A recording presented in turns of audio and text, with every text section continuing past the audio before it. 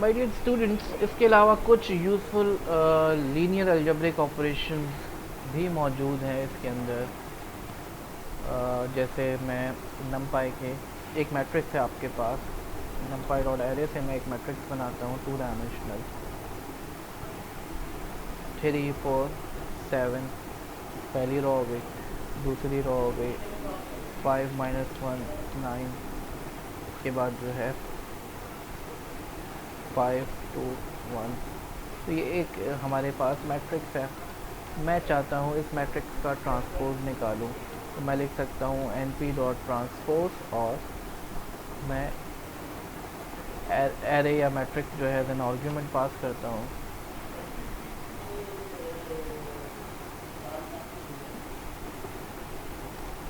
तो ये transpose operation perform हो गया, यानी जो हमारा मैट्रिक्स था उसमें रॉ कन्वर्ट हो जाएगी कॉलम में, तो 3 4 7 यू कॉलम वाइज आ जाएगा, रॉ कॉलम में कन्वर्ट हो जाएगी, कॉलम रॉ में कन्वर्ट हो जाएगी। तो इस तरीके से हम ट्रांसपोज निकाल सकते हैं। एक और तरीका ए डॉट टी करके भी जो है हम ट्रांसपोज निकाल सकते हैं।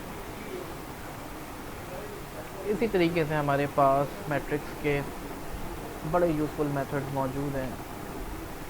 मैं अगर एरे का नाम लेके डॉट प्रेस करता हूँ तो यहाँ पे हमें जो है सारे ऑपरेशंस मिल रहे हैं। फॉर एग्जांपल स्वैप एक्सीस है, ट्रांसपोज है,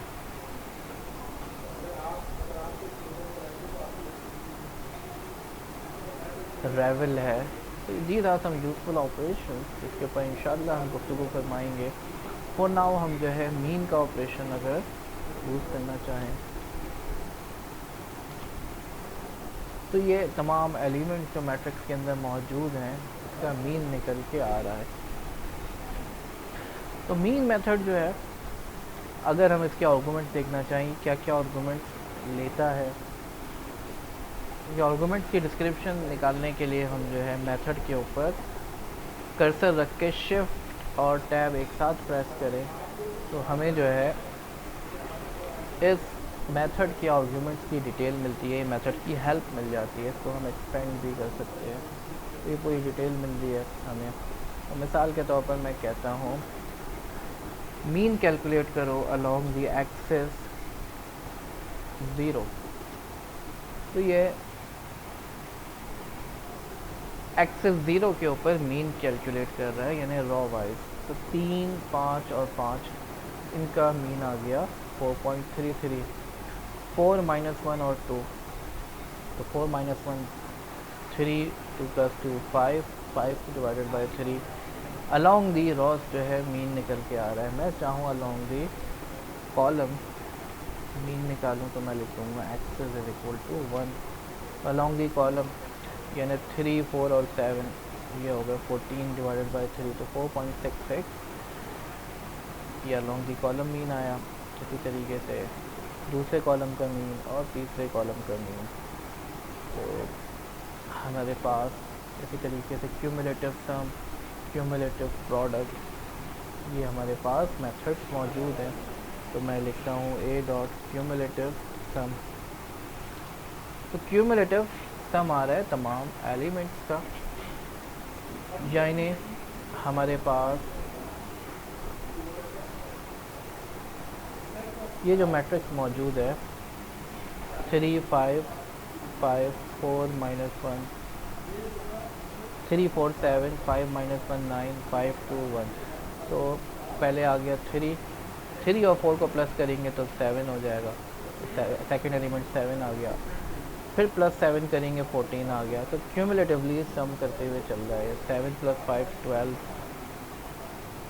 3 + 4 7, 7 7 14, 5 19, -1 18, +9 27, +5 32, +2 34, +1 35।